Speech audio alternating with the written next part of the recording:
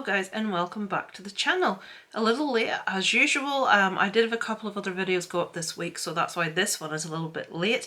You should have seen my Batman review and or concert review. But as usual, let's get round to what I watched last week. Okay, so we've got the old screen recorder on as usual, and we started the week on the 28th of February with No Exit. Now this is one I have seen a lot of people in the community have watched and reviewed. I don't think I enjoyed this quite as much as most people seem to. This, I'll read the synopsis for you. So, who will survive the dead of winter? Stranded at an isolated highway rest stop in the mountains during a blizzard, a college student discovers a kidnapped child hidden in a car belonging to one of the people inside the building, which sets her on a terrifying life or death struggle to discover who among them is the kidnapper. There, I'll just scroll that up so you can see other people's ratings of this one. Looking at the synopsis, this one to me looked like one I was going to really love. And while I did enjoy it, I certainly didn't love it. There was nothing wrong with the acting performances, but I just couldn't really find myself getting properly engaged with the characters or really caring about what the outcome was. There were a couple of little tense bits that I enjoyed, but it certainly wasn't one that I thought was amazing. It's one that I thought was worth a watch for sure, but I would lower the expectations as it to being amazing. It's just like a solid little movie. What did I give that one? I give it a 3 out of 5. Next, onto a movie called Clean. This is one with one of my favourite actors, Adrien Brody, and I'm a massive Adrien Brody fan. So this is one about revenge. He is a garbage man, what do we call it? Yeah, tormented by a past life. Garbage man Clean attempts a life of quiet redemption, but when his good intentions mark him as the target of a local crime boss, Clean is forced to reconcile with the violence of his past. Adrien Brody, to me, can do no wrong. As an actor, he is amazing. He has made some rather questionable movie choices, but if you want to see what this guy can do, watch The Pianist. It's just, I can't even tell you, just his performance in that moves me to tears every time. He's just got a real haunted expression. I just love that movie. It's where I first was really awed by him. This one is a decent, solid little thriller movie. It's got a few nice aspects of action in it. It's certainly no John Wick. I did really enjoy it, but I think the fact that Adrien Brody is in it swung it for me a little bit more than had it been any generic actor. It wouldn't have been, just to be fully fair on this one, it wouldn't be a genre that I would gravitate to per se. I love the John Wick movies, I like certain action movies, but it wouldn't be like top tier of what I would go out to watch. So for me, it was just an average, decent little movie. I didn't love it, I didn't dislike it. I gave it a 3 out of 5. So next we move on to United, which is been released on Netflix recently and is the story of the 1958 Munich air crash, which had basically the whole team, the whole Manchester United team at that time on board. This goes through a lot of what happened before the crash itself, and an awful lot of the fallout of the crash, trying to get back to normal life. Certain people that were injured, trying to sort of protect them from what had happened in the bigger picture that they weren't maybe aware of. This was a decent little movie. It may not appeal to everyone that's not familiar with the situation. It's not on the same league as films like Alive, which is obviously an incredible movie. This is a decent little movie. I'm very aware of the whole situation and what happened and the players involved and all that. Most people will know the name Bobby Charlton as one of the individuals that played in the 1966 World Cup final, which England won. He was one of the players on this plane when he played for Manchester United, and he was a very young man. He was in his late teens when this happened. If you're interested in football, I think you would really enjoy this and the sort of ins and outs of what happened during that crash. I'm not. I used to be a massive football fan growing up all through my childhood and teens. Funny enough, a Manchester United fan ruined it for me. I dated someone who was so crazy about Manchester United. They made me sit and watch a video, VHS at the time, of Mark Hughes' 100 and something best goals. And honest to God, I mean, I liked football. I supported Liverpool. If you're into football in the times with John Barnes and Peter Beardsley, that was my era of football. They were just magic on the field together. I do know about football. You know, I'm not stupid when it comes to football. I just no longer watch it because it now bores me. I will watch the World Cup if Ireland are playing, which doesn't happen very often these days. But yeah, it will definitely appeal to football fans, but there is something there to be had for non-football fans. David Tennant is in this, playing, I believe, Jimmy Murphy. He's one of the coaches, and his role is fantastic. He's the main standout performance in this. So yeah, I would recommend it. I thought it was well worth a watch. I give that a 3 out of 5. Okay, and on the same evening, now I did watch this over a few nights. It's a new series on Netflix called Worst Roommate Ever, and this is the story of several different individuals that were guilty of different crimes to different degrees. We've got murder, we've got fraud. This is a story told from the point of view of the person that shared a house with them at the time, that sort of had like a first-hand viewpoint of everything that happened. I think it's very short. I think there were only 4 episodes, and this is the kind of thing I love to watch. It just like is something this just makes me sound all kinds of weird. I can sit down and relax to watch this kind of thing. So yeah, Worst Roommate Ever. I gave it a 4 out of 5. I did really enjoy it. It did give all the information I wanted, and they put it across in an entertaining way. They didn't bore me, so 4 out of 5 for that one. On this second, I watched. Now this is one I need to watch again, because I have been told this is a really good movie. What did I give this? I give it a 2.5 out of 5. Let me scroll down. We've only got one person there that's watched it with a 3 out of 5. So, in 1909, 2 explorers fight to survive after they're left behind while on a Denmark expedition in ice-covered Greenland. This covers the true story. I think I was distracted. This keeps happening. Sometimes I wish mobile phones didn't exist and things like Instagram and Facebook didn't exist to stop me scrolling when I should be watching movies. You need to take the phone away from me and hide it. I mean, I'll pick it up to check IMDb, to check the trivia of the movie I'm watching, or to check who that is in the movie and what else have they been in, which I'm sure everyone else does. And then invariably I start scrolling through other stuff and I'm not engaged enough with the movie. So full disclosure before I talk about this one. I enjoyed it. I am aware the performances were really good. The cinematography, the landscape is just stunningly beautiful. So this basically covers the real story of 2 men. Basically they're fighting over Greenland, and it's thought to have been divided into 2 separate sections, and they're trying to discuss who discovered it and whether they have claim to it. And these 2 guys are basically going out to look into that claim. I found my mind wandering a lot. I found myself getting quite bored. But in saying that, I have watched other people's reviews of this and they are very positive about it. And I'm feeling that it quite possibly is down to me not paying full attention.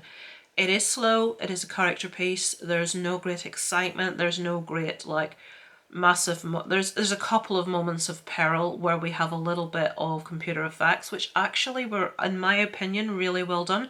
But most of it is discussion, conversation, character piece.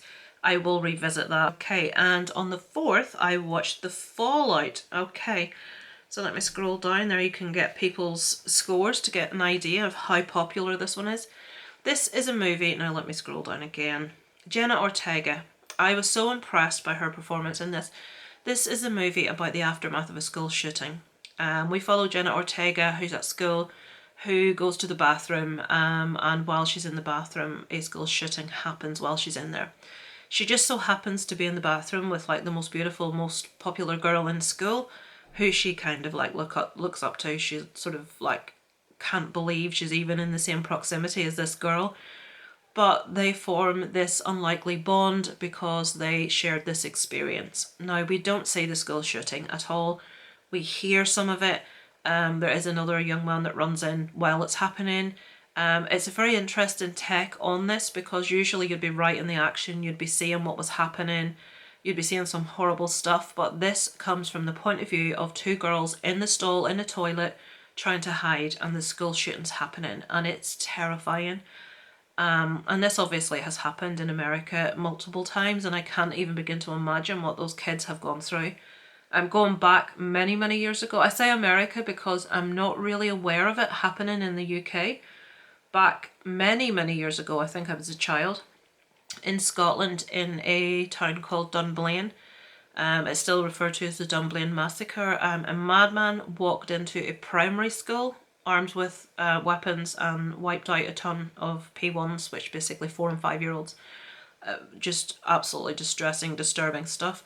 But other than that, I can't think of like a high school situation, but I do know we've had several in America. And this looks at it from a completely different angle. As it says, the fallout and how she's affected psychologically after what happens, and her friendship with this other girl that's gone through a similar friendship with this girl that's undergone exactly the same experience. It's like a real snapshot in time. It sort of gives you a window into how teens may have felt, what they may have gone through, how you don't think about the psychological side of things. You think you were lucky to get out, you were lucky to survive, or the devastation of those that didn't survive and their families, but you don't often think of the psychological state of the people that made it out, and this really addresses that. It's called The Fallout, obviously. I really enjoyed it, if that's the right word. I gave it a 3.5 out of 5. I've said I was really impressed with the acting in The Fallout. It was simple yet heartfelt, a different take on a movie about a high school shooting. The scene where the shooting takes place manages to be utterly chilling, even though we see absolutely nothing of the shooter or his actions. Kudos to the young cast for that. Now, I didn't give it a 4 or a 4.5 because there are a couple of scenes in it that I felt were very lazy. There's a particular place it goes midway through the film that was just so utterly predictable and nauseating for me to see, and it's like, what the hell are we doing with this really serious subject, and we're going there? In retrospect, you know, it could be a lot to do with confusion and confused emotions. If you've seen it, you'll know what I'm talking about. If not, I'm not going to spoil it for you. But I just thought it really didn't fit, and I thought it was kind of inappropriate, to be honest.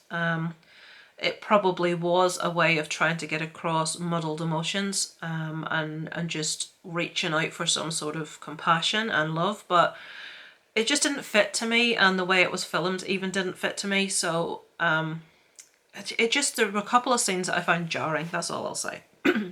So on the 5th, on Saturday, yes, I went to see The Batman, and you will have, there's the scores below. I've seen a couple of people didn't like it.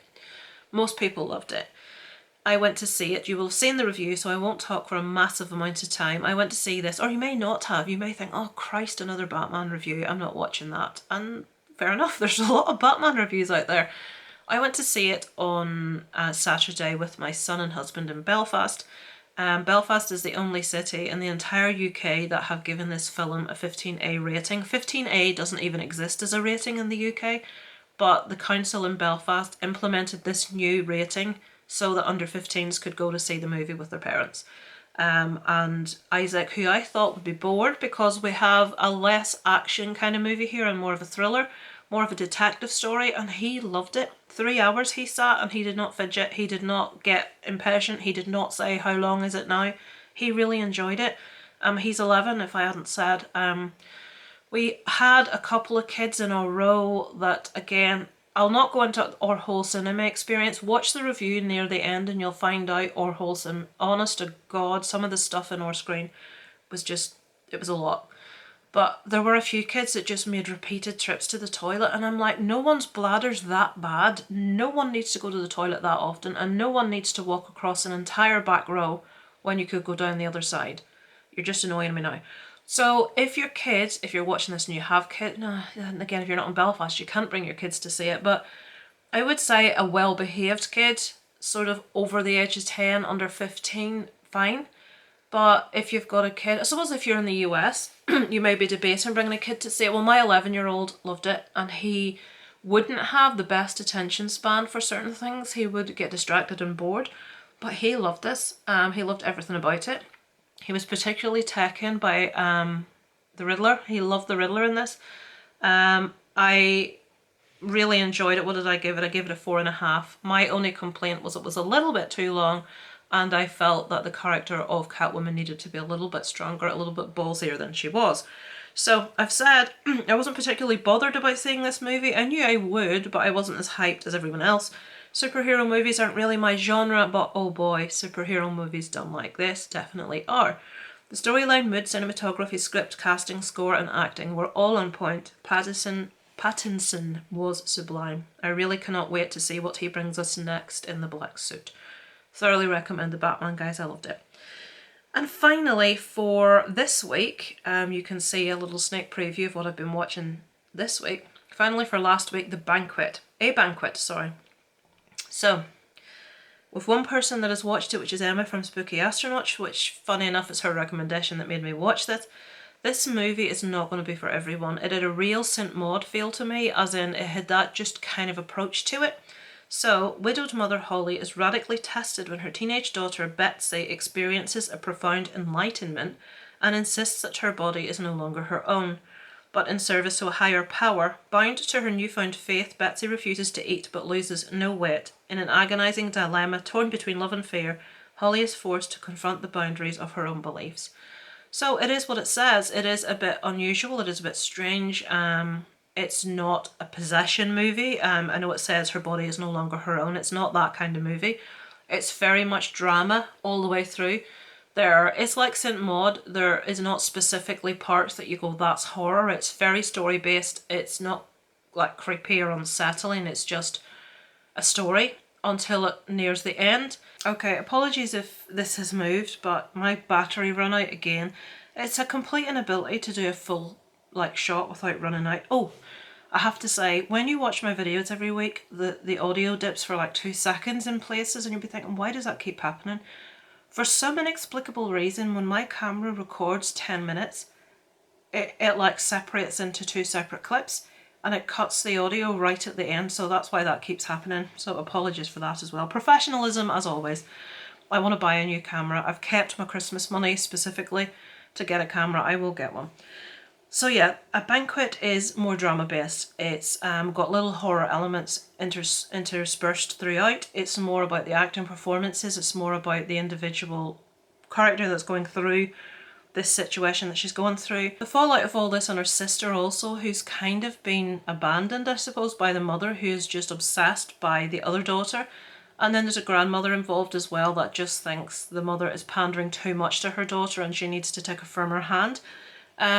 So it's like a real family sort of concern, this one. I did enjoy it. What did I give it? I gave it a 3 out of 5. I've said the movie had a real feel of St. Maud to me. It's a slow burn and won't be for everyone. I was invested in the characters and the plot kept me engaged and curious for the entire runtime, which is true.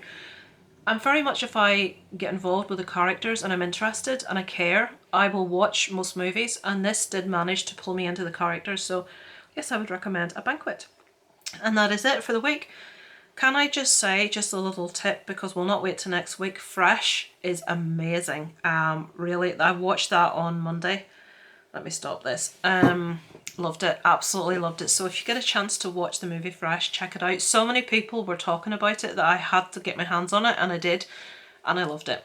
As for this week, I am still, yes, playing Assassin's Creed Valhalla. At the moment, my Dane, Ivor, is trying to form an alliance with East Anglia. I have this thing, I must finish games before I start a new one. It's a thing.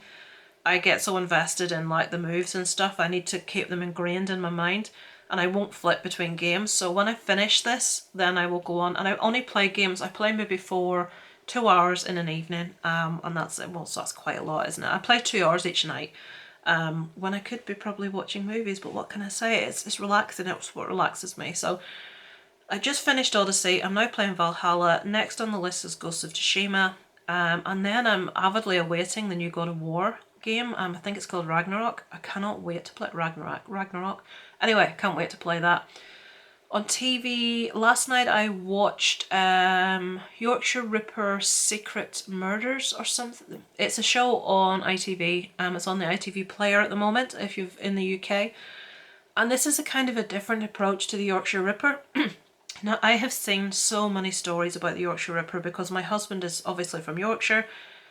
We lived for a time in a village called Silsden in Yorkshire, which is where one of the attacks of the Ripper happened. All around where the Ripper got his victims is all around where we used to live, where he was brought up as a boy. And he has very strong memories of his mum and his auntie coming back from bingo and not being able to walk about themselves, having to call for a man to come to walk home with him. So he's always had a really strong interest in the subject matter. But this documentary, and as I say, I've seen so many, this one covers cases that happened in the area that have very similar MOs, very similar victims, very similar situations, but were never attributed to Peter Sutcliffe. They never caught the people, and in 2 situations they caught the wrong people, and in 1 situation the wrong guy was jailed for 23 years because his ex-wife's mother, so his mother-in-law, didn't like him, and his mother-in-law said, you know, you've done this, and she was spreading rumours around anyone that would listen. This poor guy went to the police to say, can you do something to stop this woman spreading these rumours, because she's telling everybody that I've killed this girl. And rather than do that, the police took him in and arrested him and questioned him, and this guy ended up serving 23 years in prison. It's scandalous, but anyway, this documentary takes a completely different view of the Yorkshire Ripper, different cases which could have been him, and more than likely in some cases were him, but were never attributed to him at the time. There are a couple more actually to do with passenger logs on ferries to, was it Holland? I did a video about it quite some time ago, but he was named on the passenger log, and there were murders in the Netherlands somewhere, and it's never really been attributed. Was it Peter Sutcliffe that done these ones as well? But yeah, interesting. It's just my weird fixation with serial killers. I don't know what it is. Don't get me wrong, I'm not one of these stupid women that would write to them in prison or respect them or look up to them or think they're clever. They're all just repugnant, but just the whole process of everything just intrigues me, and I don't know why. And I'm not on my own. Most women are the same, and for some reason women have a much stronger interest in this than men do. It's been proven that more women are just obsessed with true crime than men, and I think maybe from a point of view of being aware of everything and protecting yourself and not falling into certain situations and that kind of thing. But anyway, so yeah, that's what I'm watching. I'm still watching The Last Kingdom. I keep getting distracted with movies. I want to start the TV show Shining Vale with Courtney Cox. There's another one.